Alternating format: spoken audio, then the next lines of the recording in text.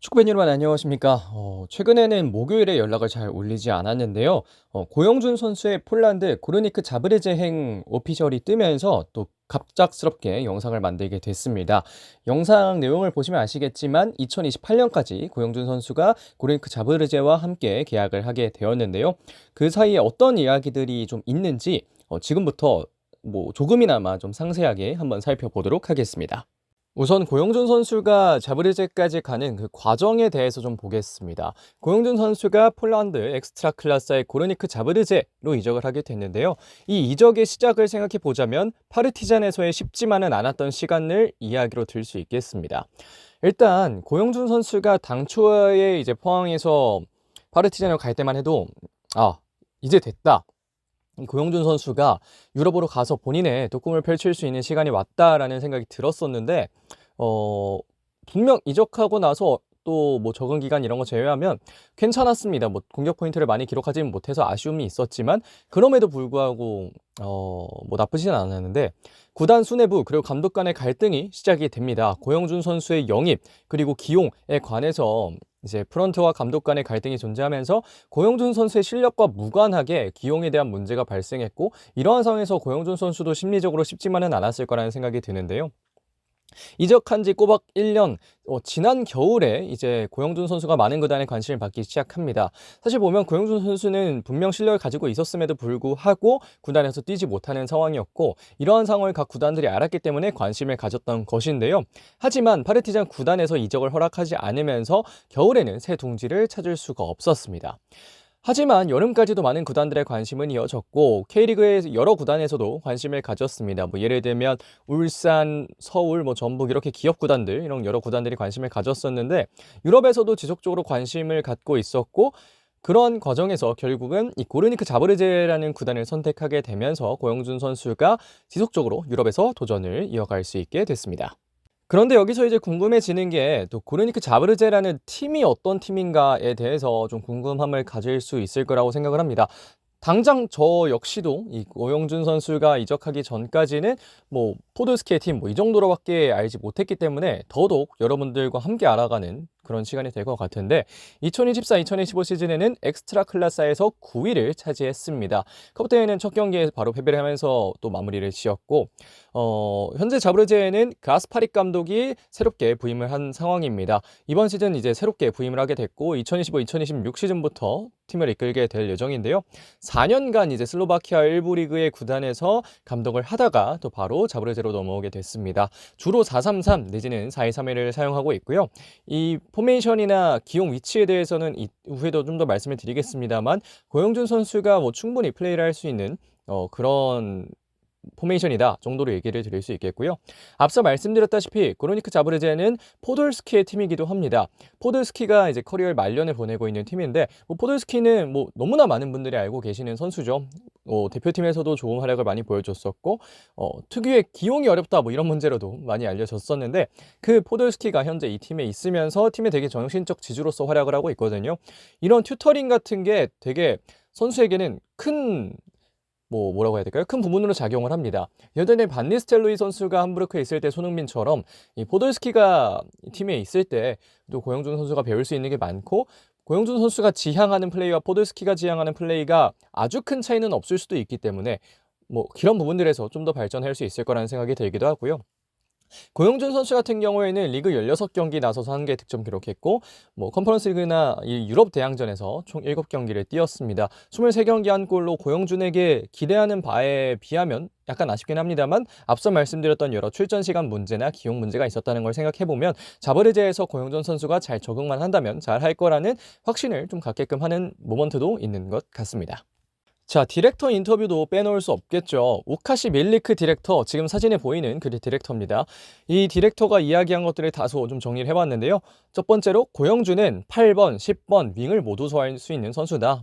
편하게 얘기해서 중앙 미드필더, 공격형 미드필더, 그리고 윙어를 모두 소화할 수 있는 선수로 소개를 했고요. 창의적인 선수를 기다리고 필요로 해온 상황에 고영준에게 겨울부터 이 자브레체는 관심을 가지고 있었고 고영준이 잘 적응한다면 팀의 전력에 큰 도움이 될 것이다 정도로 또 이야기를 했습니다. 밀리크 디렉터의 지금 사진을 보면 아시겠지만 축구에 굉장히 진심인 분이고요. 고영준 선수가 여러 포지션을 다 소화할 수 있다는 것을 좀 높게 봤다는 거, 그리고 고영준이 만들어낼 수 있는 어떤 창의적인 상황들에 대해서도 관심을 갖고 있다는 걸 이 인터뷰를 통해서 확인할 수가 있겠고요.